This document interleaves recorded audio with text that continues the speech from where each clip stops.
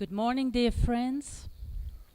Before we start, may I kindly request you to switch off your mobiles or put them in flight mode, just out of respect of our lecturers and of the recordings that are being made. Thank you.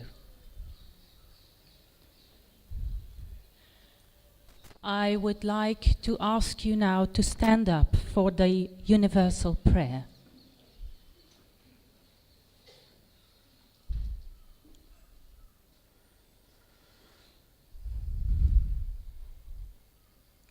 O hidden life, vibrant in every atom.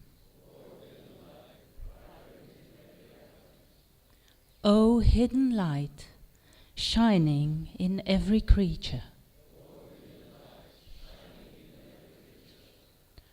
O hidden love, embracing all in oneness. May each who feels himself as one with thee know therefore he is one with every other.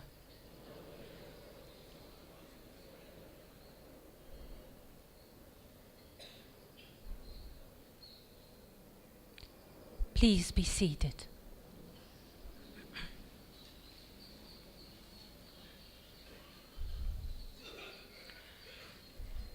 So again, good morning, friends. As you are aware, this is the last day of full program of this international convention. And we are very pleased to introduce to you today two extraordinary speakers of the theosophical world. We will start this morning's program with a lecture by Dr. Barbara Hebert. And she has entitled her talk of this morning, The Heart of Theosophy. And when you have heard her biodata, you will know that is a logical choice for her to take that title. Dr. Barbara Hebert is a third-generation theosophist. So, for instance, her grandmother assisted to the centenary celebration of the TS in 1975.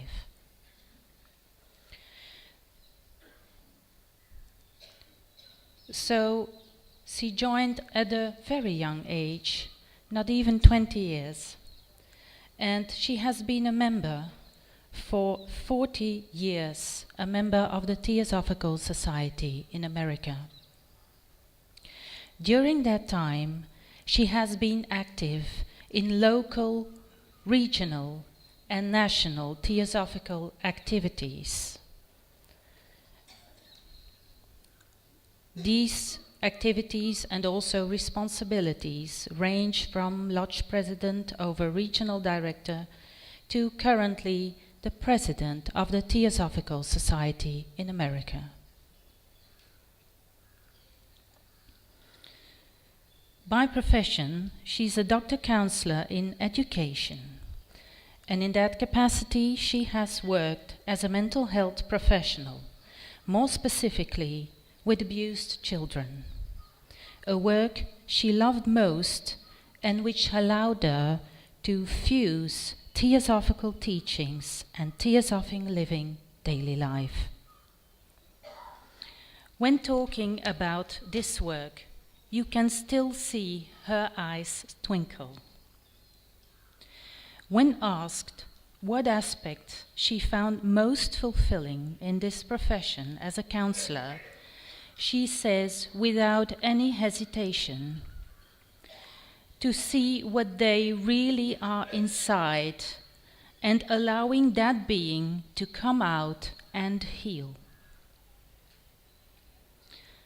So, dear sisters and brothers, let us welcome our sister Barbara Hebert, whom I would call a healing angel from the USA.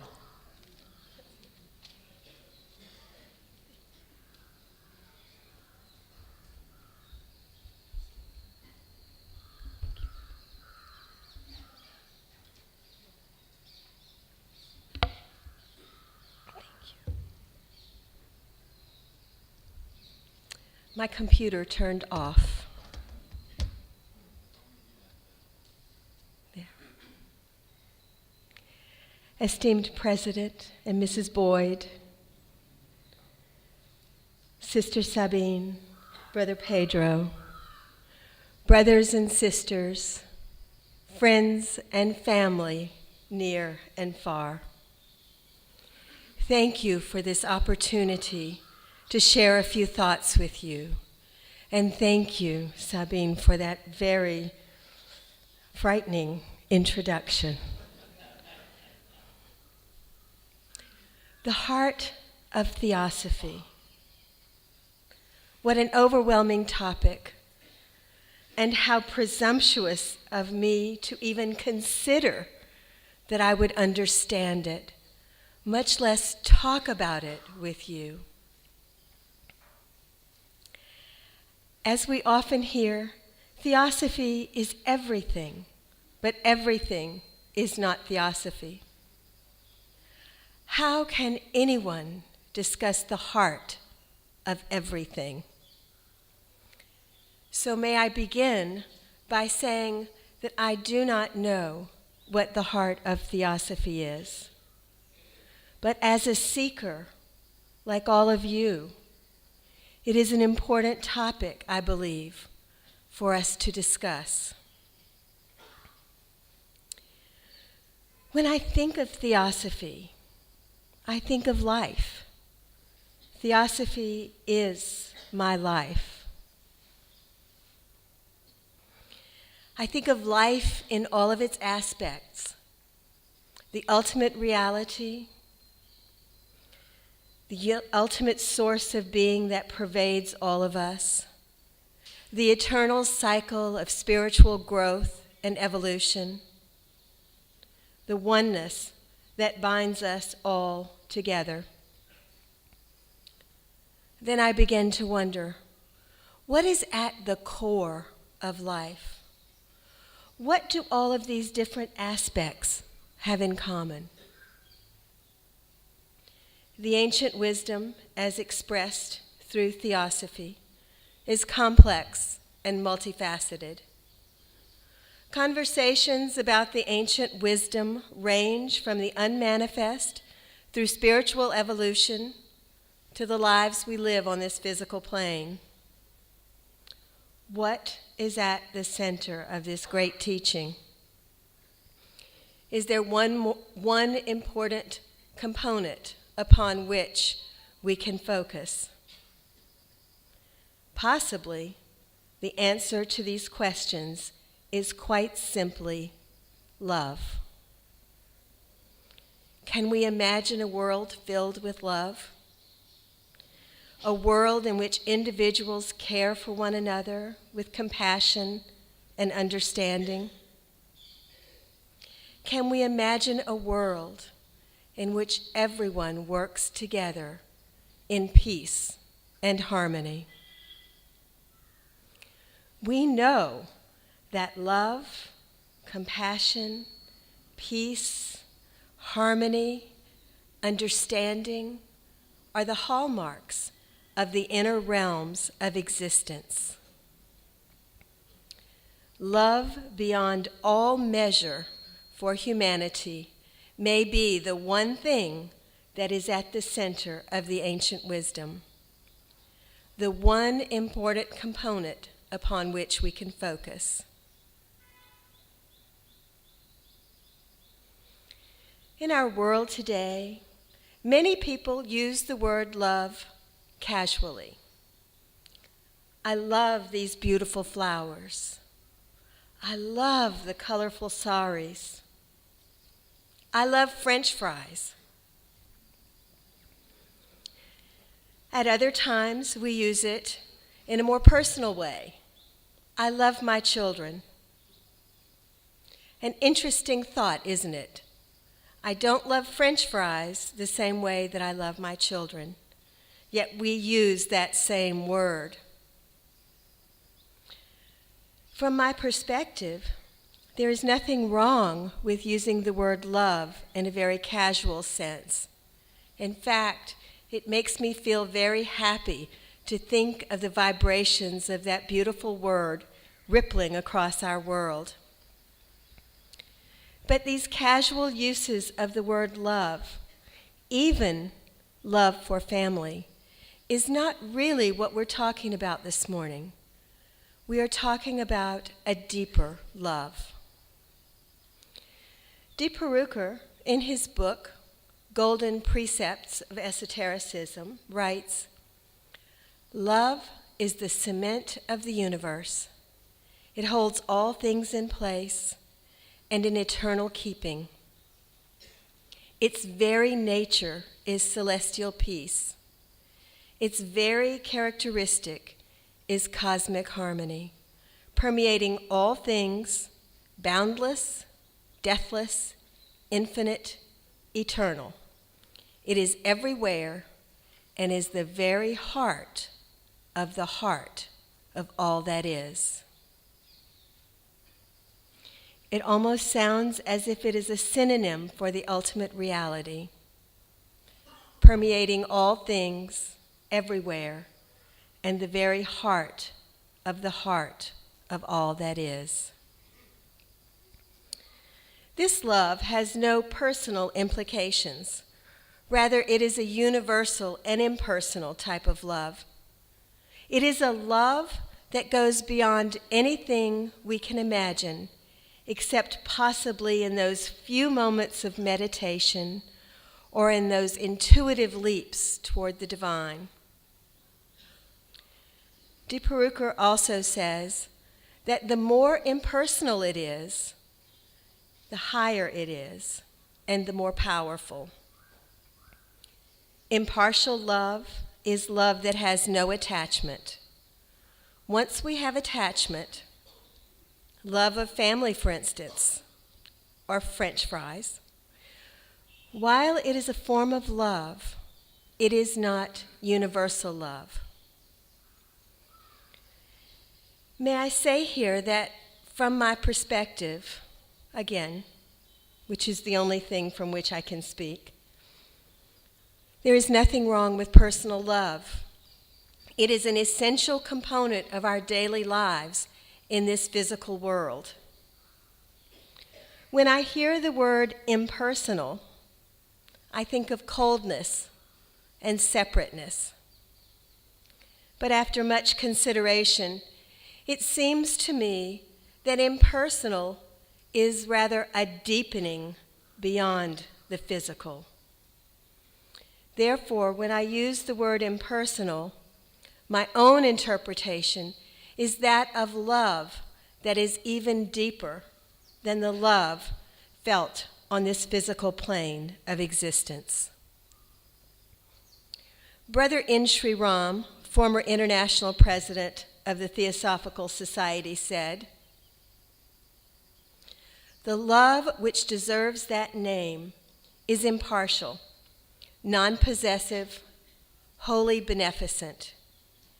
In that love alone is to be discovered the force which will ultimately bring man to his freedom. Love is the only force which does not create or add to the complications of karma." That's quite a statement, and I'm going to say it again. This type of love is the only force which does not create or add to the complications of karma. I am reminded of the incredible love of the elder brothers and sisters of humanity who work to raise the consciousness of all beings. Their love for humanity, we may assume, surpasses our understanding in both its universality and in its impersonal nature. Love deepened beyond what we generally understand to be love.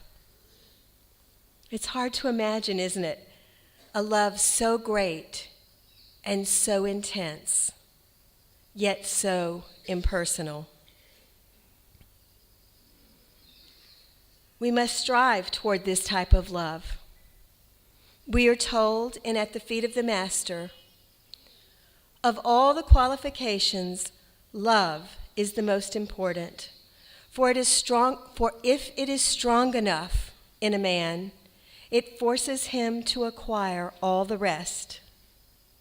And all the rest, without it, would not be sufficient. And Brother Sri Ram said, without love, there is no unfoldment, because love belongs to the life of the Spirit, to the real self. Without love, all search is in vain. So on our own spiritual paths, how do we move toward that feeling of love? When we look at the beauty around us and feel that swelling of gratitude and love for nature in her boundless glory, we're experiencing a tiny sliver of impersonal love. When we love without expectation, we are moving in the direction of universal love. In the words of De Perucker, impersonal love asks no reward. It gives all, and therefore gives itself. Love is an illumination. Love is inspiring. It opens the doors of the mind because it breaks the bonds of the lower selfhood, hemming in the God within. When we love impersonally, then the divine fire flows out. For this moment, we become truly human, moving from personal love toward universal love. On our spiritual journeys, as we begin to realize that all others are a part of the universal, as we begin to recognize that we are all one at the core of our being, as we begin to discern that what happens to others also happens to us, we are moving toward an understanding of universality. Brother Sri Ram wrote, "Love is, ideally, the state in which the distinction between self and another has vanished. This does not mean that we abolish individuality, but we learn to regard the happiness, the progress, the interests of another as our own." Or more succinctly, he said, in a state of spiritual or universal love, all other persons are but one person, the object of love. Beautiful words, so easy to say and so difficult to accomplish. So on a daily basis, again, how do we reach this state of universal love? Perhaps it might be easier to consider this question from the opposite side. What is the opposite of impersonal love? Is it hate? Maybe. Why would we hate another person? There is a great deal of anger and hatred in our world today.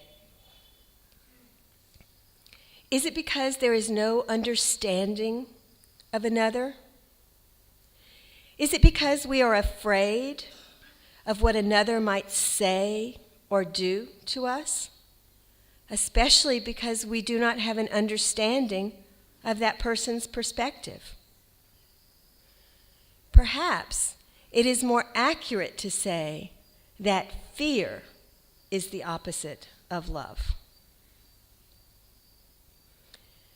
De Perucker writes, "Humanity will be ruled by fear just as long as they love themselves. for then they will be afraid of everything that is going to happen. Afraid to venture, afraid to act, to do, to think, for fear lest they lose, and they will then lose. The strong person is one who loves, not one who hates. The weak man hates because he is limited and small. He can neither see nor feel the other's pain and sorrow, nor even sense so easy a thing as the other's viewpoint. But the person who loves recognizes our kinship with all things. It makes me wonder how often I have missed opportunities because of fear. Fear of what others may say, fear of what others may think of me, fear of what others may even do. What opportunities have we all lost because of fear? I think of HPB and all of the others who have come before us. If they had been fearful of what others might think, say, or do, where would we be today? Probably not here. I would like to share a story on a much smaller level with you about one opportunity that was almost lost due to fear. Sabine indicated that for the past number of years, I have had the privilege and opportunity of working with children who have been abused in the United States. This story is about a little girl whose name was not, this is a made-up name, Quinta.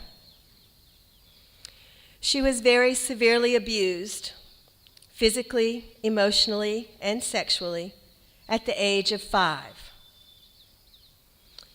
I was working with a counselor who was working with Quinta.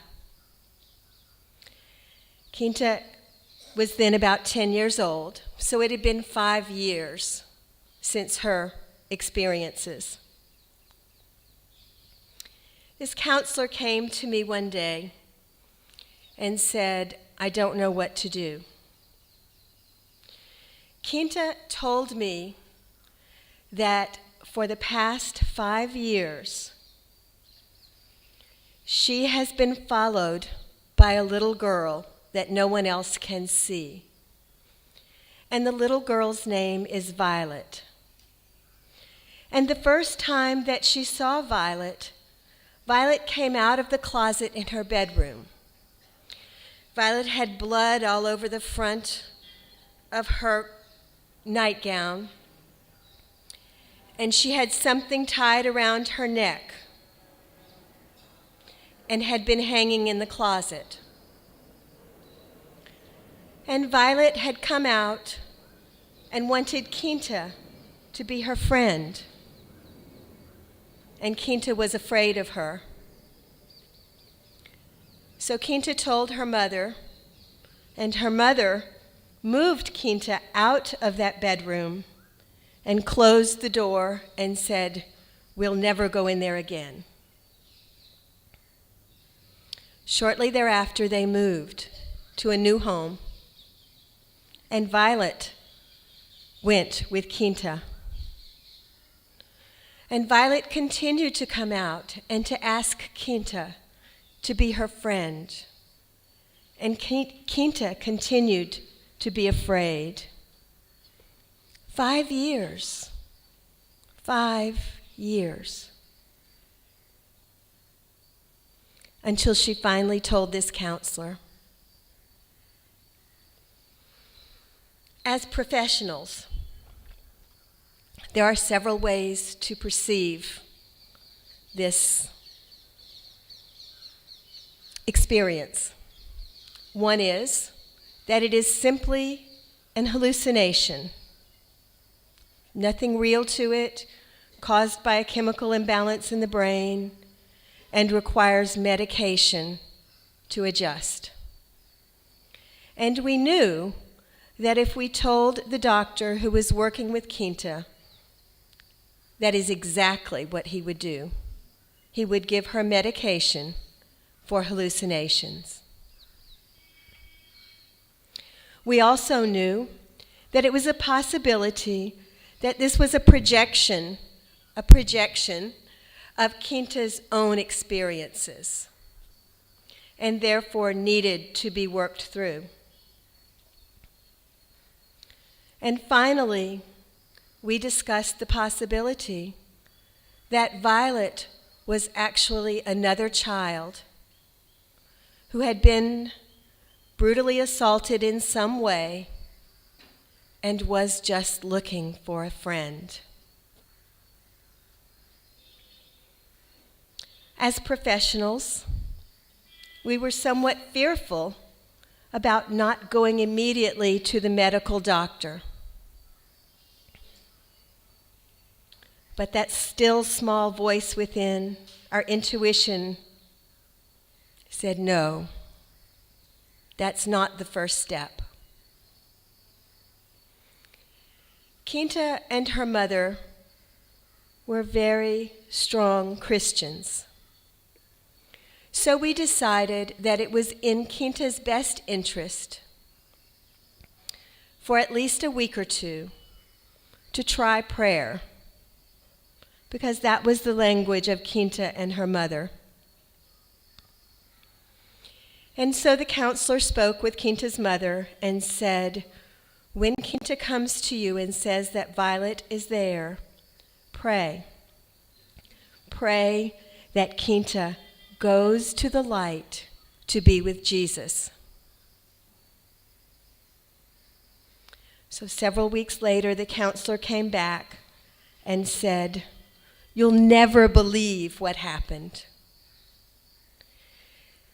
Quinta came to her mother one day, in the middle of the day, sat on the sofa next to her mother and said, Violet is here. She wants to play with me.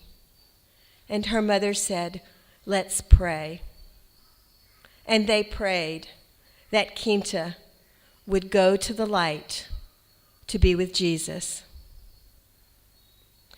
And in the counseling session, Quinta drew for the counselor a picture of Violet, still in her bloody garment, with a rope around her neck, ascending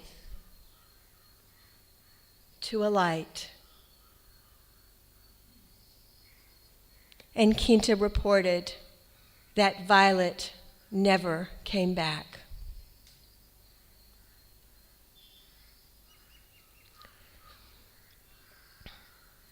What if our fear of encouraging Quinta had resulted in going the route of medication? Listening for and to that small voice within, which some may call intuition, allowed this child, or children, if you prefer, to heal. When we are no longer afraid, when we no longer see the world as me versus you, or us against them, then we begin to experience universal love. It is then that we may begin to move toward the heart of all that is, the heart of Theosophy.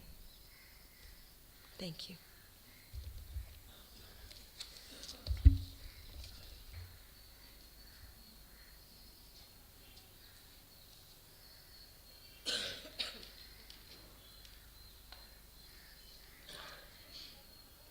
I trust you or most of you, agree that there was not too many words exaggerated in my introduction. We thank Barbara for this very inspired, very fine talk, and thank you also for giving us and bringing us in touch with that all-embracing power, this pure, all-embracing love. And thank you also for this very fine example that really demonstrates that it can move mountains. Thank you.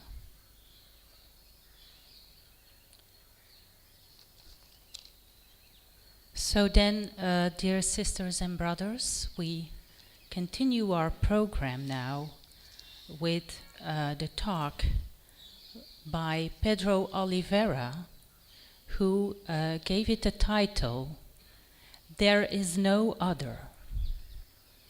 And also there, it is a quite logical title to give in his case. Pedro doesn't really need any introduction, but yet allow me to give a few of his biodata. Because Pedro also is around for quite a while.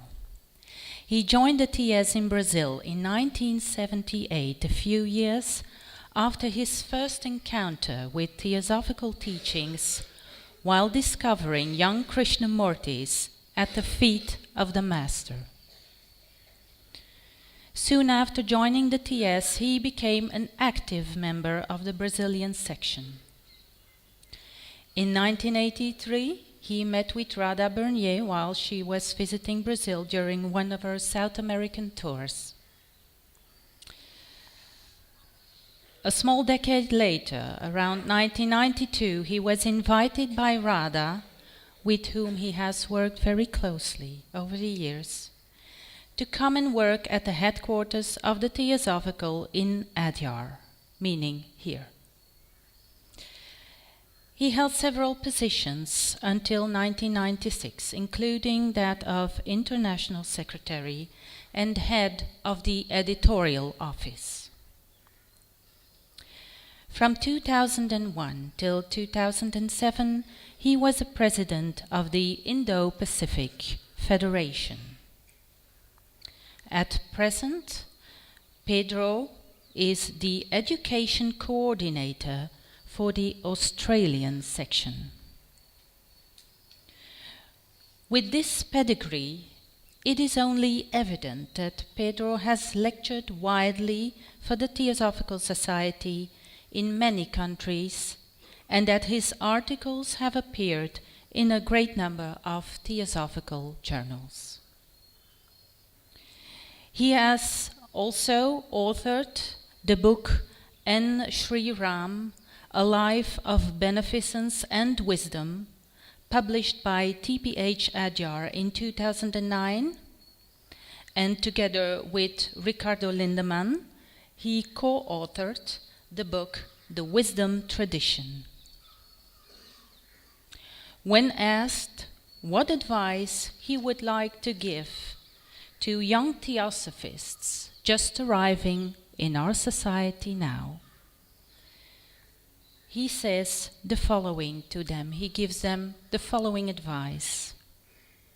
Try to explore the core idea of the Theosophical Society, not as a thought, but as a source of inspiration. Sisters and brothers, we give you Pedro Oliveira.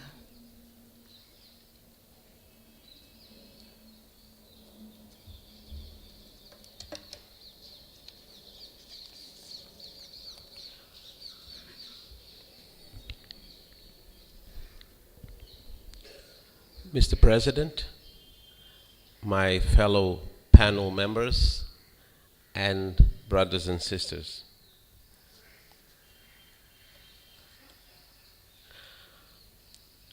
A former General Secretary of the English section, C.R. Groves, lived and worked here for some time in the mid-1950s, together with his wife Daisy Groves.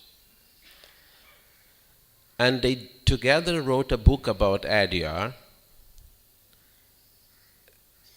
And in that book, he captured some of the important elements of life here. He said that living and working at Adyar helps to develop a growing conviction that the real center of life is elsewhere than the personal level. Now, he wrote this in 1955. In 1922, Krishnaji had written something similar when Adyar Day was instituted after his appeal to members worldwide to support the headquarters. He said that there is the intangible something about Adyar. As we have seen a few days ago, the intangible is not in the buildings because they wear out. Parts of them crumble. But the intangible may be associated with the core idea of the Theosophical Society, which did not come from the founders, not only from the 17 founders in New York, not when the two co-founders came here, Madame Blavatsky and Colonel Olcott. The core idea of this society came from their teachers. And the core idea of this society, if we study their letters, is not a doctrine-based idea. It is the idea that the human being can be fully regenerated. The human being can transform himself or herself completely. And that is, or that can be, our fundamental contribution to the world.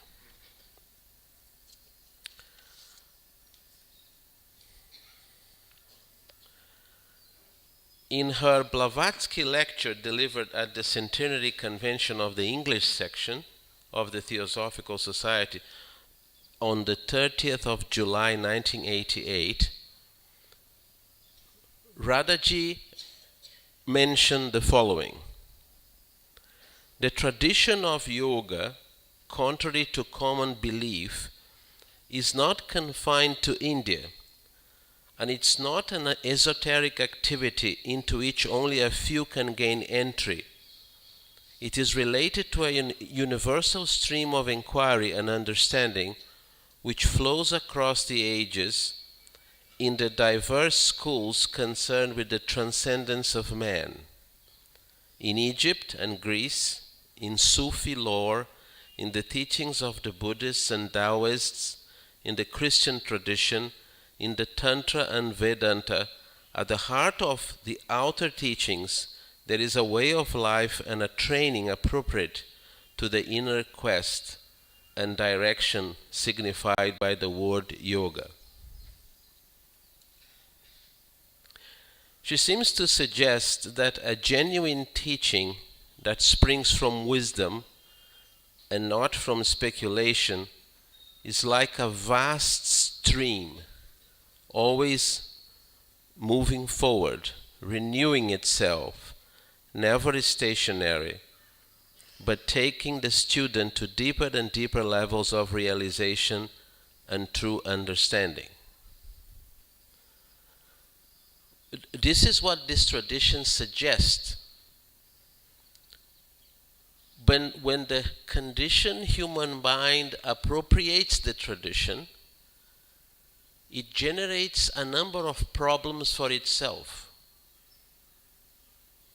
It generates division, competition.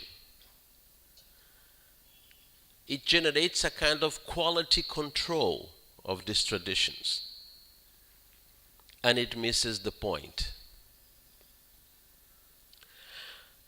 As Origen, one of the earliest theologians of the Christian tradition, suggested, a teaching has a body, a soul, and a spirit. Madame Blavatsky spoke in great length about the law of correspondences. There are 7 principles within the human being. There are 7 principles in the universe as well. The body of the teaching may be the literal meaning. The soul of it, a realization of what the purpose of human existence is, and the spirit, a dimension of freedom suffused with a profound sense of oneness with all that is. And yet, many people cling to the body of the teaching. And as I said before, when the conditioned mind clings to it, it invents priorities that are unreal. Instead of pursuing that stream, it tries to dam the stream. And in doing so, it generates problems. One of the problems is that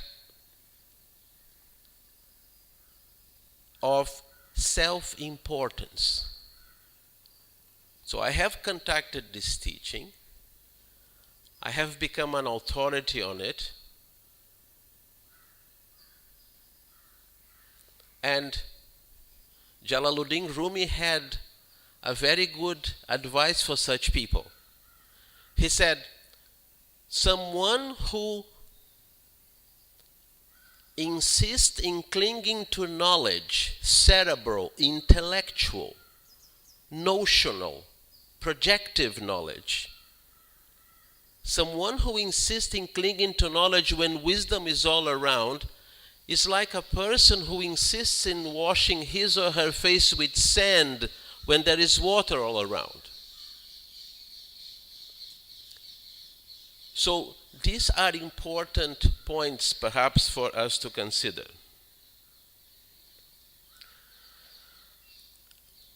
I hope I'm not going to offend anybody, but in any case, if I do, I am in trouble because you are a multitude of people.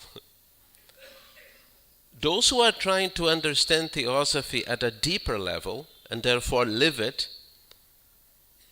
may be in the position of that samurai who visited a Zen master and asked him to be shown the way to heaven. Now, you realize that a samurai essentially is a no-nonsense guy. He has been trained in the art of war. He's fully equipped. He has an armor. So he goes into the Zen master's house, takes his boots out,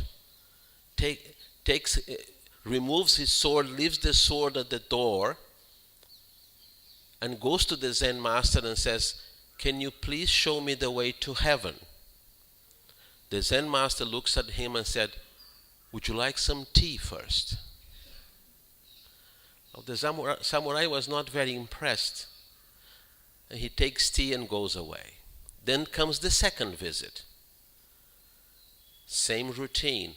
Boots outside of the house, removes the sword, puts the sword near the door, goes to the master, bows to him and said, "Would you please show me the way to heaven?" The master looks at him and said, "Perhaps we should begin with tea." There was another stir within the samurai. You see, the patient threshold of a samurai is not very big. The third visit, he removes his boots, walks into the house, deposits the sword near the door, comes to the master with reverence. He said, "Would you please show me the way to heaven?" The master said, "I have just made tea." that was too much for the samurai. So he was facing the Zen master, and for a fraction of a second, without moving his head, he glanced at his sword. And he was gone, of course, right?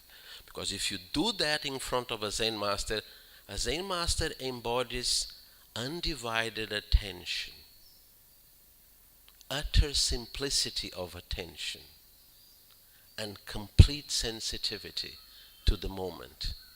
The moment the samurai glanced for a very fraction of a second his sword, the master laid his head on the small table in his living room and pointed at his neck and said to the samurai, "This is the way to hell. Strike."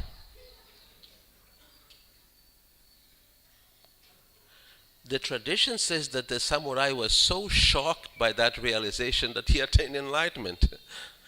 That is not a justification for us to do the same.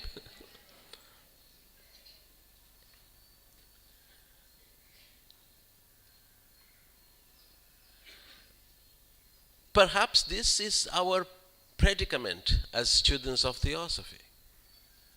What kind of mind do we bring to it?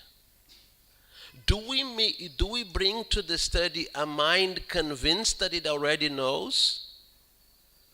That because we have read 1, 2, 10, or 150 books, we already know it? What kind of motivation do we bring to it? If you remain fixated on the body of the teaching and thus develop a mere intellectual rapport with it, we miss a great deal. The history of religions and spiritual movements bear testimony of the endless and heated divisions caused by a literal grasp of the teachings. Barbara mentioned the question of fear in her presentation. Annie Besant once wrote about a society for hunting heretics that lost more and more members as people became more lucid and able to think for themselves and less afraid. And one of the heretic hunters wrote to another one, said, "We have lost too many members. It's just me and Jack now, and I'm not so sure about Jack."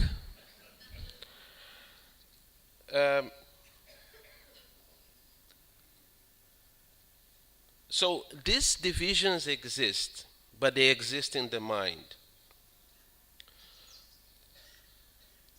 There is the danger of the literal grasp of the teachings. Such divisions are essentially based on a bitter dispute for the source of scriptural authority, as well as the tyranny of the only valid view. One of the wonderful things about Hinduism is that there is no central spiritual authority. I stand to be corrected here, and I give you 5 seconds. There is no central spiritual authority in this tradition. It is a tradition based on universality.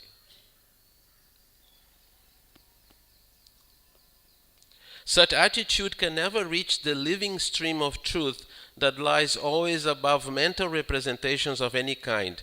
As stated in the little booklet Madame Blavatsky on how to study theosophy, and I quote, "No picture will ever represent the truth." At its heart, at its soul, at its spirit, theosophy is a non-representational wisdom. We are supposed to reach that level. If there are partial representations, they are just partial. They are like scaffoldings. But at its heart, no picture will ever represent the truth. What is the soul of the teaching?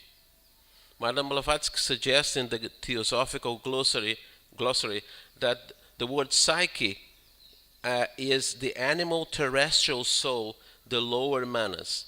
The soul of the teaching has to do with profound and mind-stretching metaphysical principles and concepts. They are not concepts that can be found attractive by a worldly mind. I have heard this in the course of my association with the TS. Why should I bother about this? It can help my business life. It can help my love life. Well, I cannot even comment on that. But this kind of personal approach, picking and choosing, doesn't take the individual very far. Some of the principles presented to us are clothed in the language of paradox. In her article, The Great Paradox, which is in the collected writings, HPB warns us that the paradoxes of occultism must be lived, not uttered only. Herein lies the great danger, for it is too easy to become lost in the intellectual contemplation of the path, and so to forget that the road can only be known by treading it. More than 22 years ago, Radhaji gave a talk at the headquarters hall, and what she said stayed with a number of us. She said, "We aspire to tread the path because we have heard a call, and to tread it means to move closer and closer to the source of that call so that it can govern our lives completely." Some of us would say, well, I'm not ready for that. St. Augustine wrote actually, "Lord, make me perfect, but not yet." But what she's saying is that what really attracts someone to the heart of the theosophical teaching is a realization that there is a deeper call there. This is not an ideological call. The society doesn't require any ideological profession from its applicants for membership, but that call is there.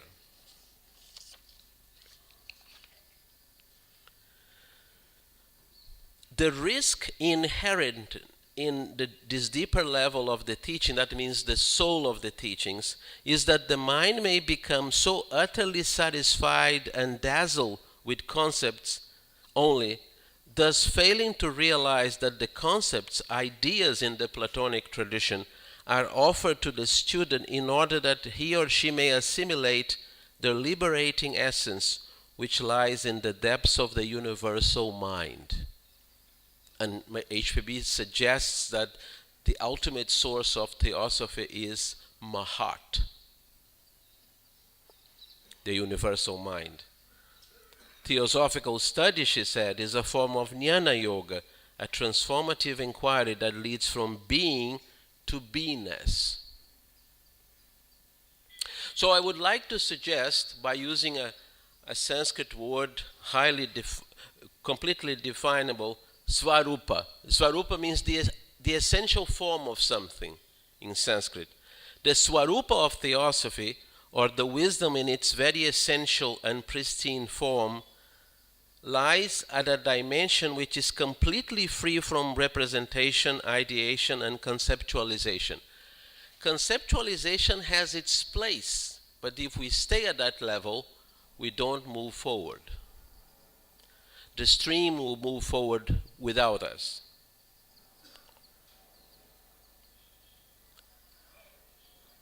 All genuine theosophical teachers from the infancy of humanity until now have emphasized that the uncreated spirit of theosophy is undivided oneness.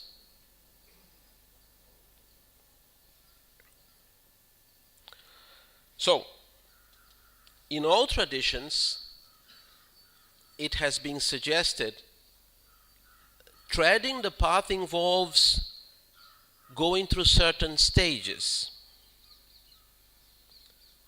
And these stages eventually lead to an experience, a transformative experience, which the Sanskrit language called sakshatkara, to see with one's own eyes.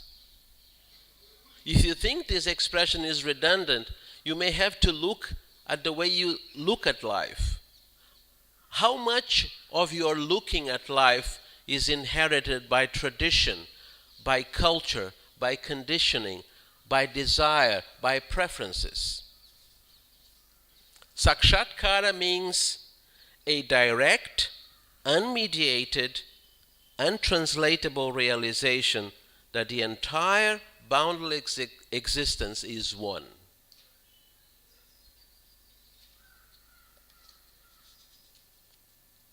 For example, in the Christian tradition, these stages are called via purgativa, via illuminativa, via unitiva. The way of purgation, the way of illumination, the way of union. In the first stage, one has to purge the consciousness of the grosser forms of the sense of self, like attachment, self-delusion, self-importance, and separateness, so that the mind can then study and contemplate universal truths. In the Buddhist tradition, the stages are Shila, Samadhi, and Prajna. Harmonious and responsible conduct, the education and purification of the mind, and wisdom. And here comes one important point. In all traditions, one's actual conduct is the starting point. There can be no other. This is a form of metaphysic of daily life. All we need to start on the path is to realize where we are, which means stopping blaming others for our condition,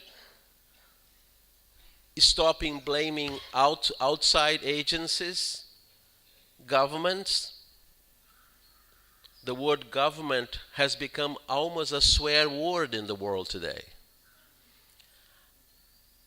If we stop wasting this energy in non-essential pursuits, then we can realize where we are and begin our journey towards self-knowledge. There was a very holy, saintly, and wise Shankaracharya who died in the early 90s, the Shankaracharya of Kanchipuram. I don't know if I'm going to repeat his name correctly. Swami Chandrasekharendra Saraswati Mahaswamigal. He coined one of the best definitions of self-knowledge, and that is, self-knowledge is the longest journey to the nearest place. It is an acknowledgement that we get lost, not only in tablets, but we get lost within, the compulsions within, the sense of self, the sense of self-importance. The greatest teacher against self-importance is Mullah Nasruddin. He went to a bank to cash a check. The teller said, "Are you Mullah Nasruddin? I need an evidence of that." He said, "Just a minute." He pulled from his pocket a small mirror, and he looked and said, "Yes, that's me." We have reduced our sense of identity to name and form, nama rupa, and that is a trap. Again, the stream has moved forward, and we are still looking at this mirror. There is another very eloquent formulation of the same truth in the Vivasara Tantra. What is here is there. What is not here is nowhere. Isn't that an invitation for us to come to know ourselves at a much deeper level? I know my time is almost up. I had so much to share, but I will be very economical. Now,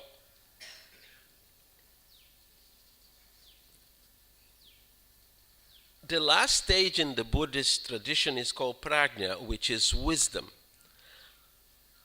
And the definition of that stage is beautifully rendered in the voice of the silence, in the third fragment. The dhyana gate is like an alabaster vase, white and transparent. Within there burns a steady golden fire, the flame of prajna that radiates from Atma. This is one of the best definitions of meditation I have ever come across. The dhyana or meditation, the dhyana gate is like an alabaster vase, white and transparent.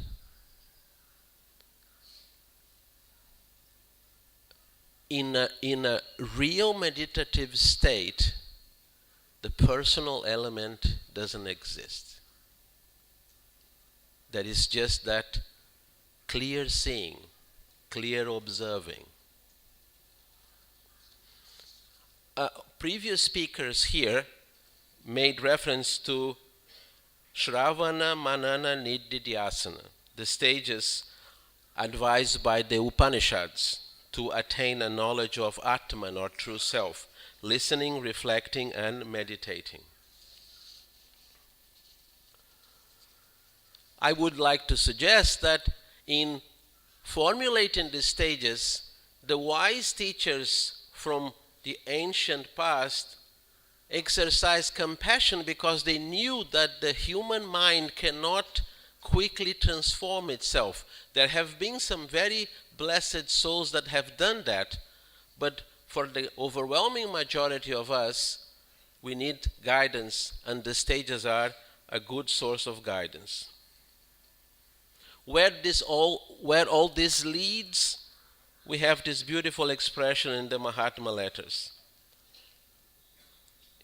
In order to acquire further knowledge, the adept has no more to go through a minute and slow process of investigation and comparison of various objects, but is accorded an instantaneous implicit insight into every first truth. An adept has something that Google has not yet discovered,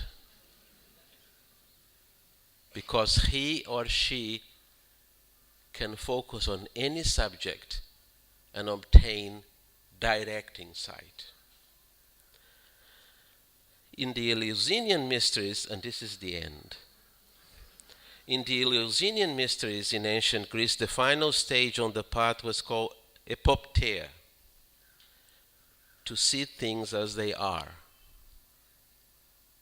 That means we progress on the path and we reach the farther distance of the path in only to learn how to see things as they are.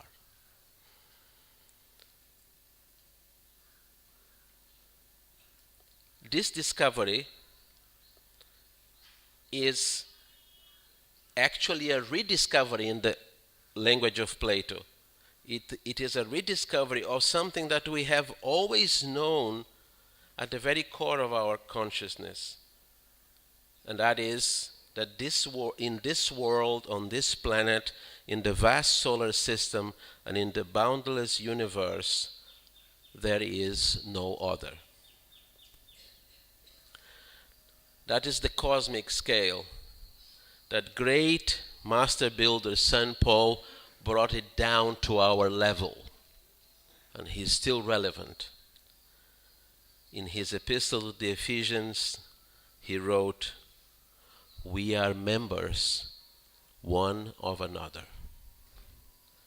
Is this not the great open secret?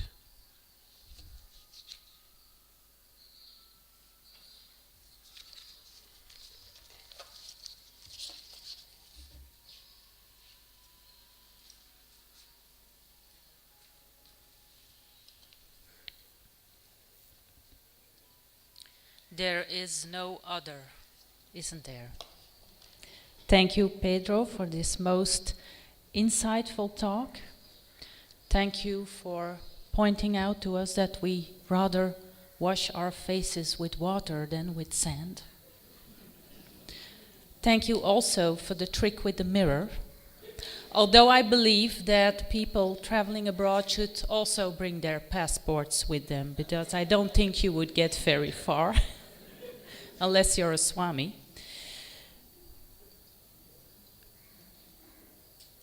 And thank you also for that insight that also teachings have a body, a soul, and a spirit. And maybe that goes for everything in this manifested world. So thank you very much. Sisters and brothers, with this we come to the end of this session of the morning.